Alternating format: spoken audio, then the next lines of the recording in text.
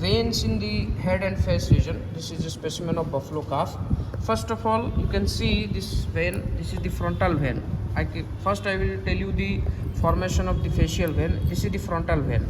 This you can see, this is coming from the frontal region. This is the frontal vein. This is the nasal vein. You can see this is the nasal vein. So frontal vein unites with the nasal vein and forms the facial vein. This is the facial vein.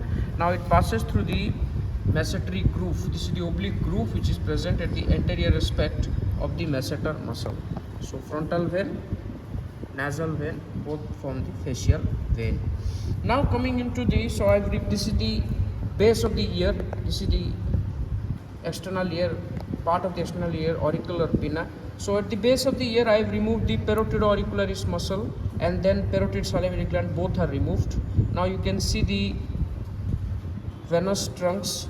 So this one is the union of two important veins. This upper one is the superficial temporal vein. So this is the superficial temporal vein.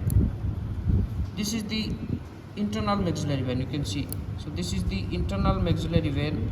This is the superficial temporal vein. Both the veins unite to form this union. Then this union receives external maxillary vein. This is the external maxillary vein.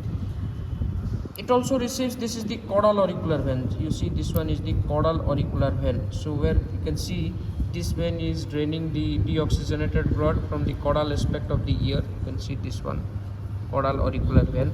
Now it is cut here. Further they will receive occipital vein, laryngeal vein, esophageal vein, and they will finally form the external jugular vein. This external jugular vein will pass through the ventrolateral aspect of the neck region in the jugular furrow, bounded dorsally by the brachiocephalicus muscle and ventrally by the sternocephalicus muscle.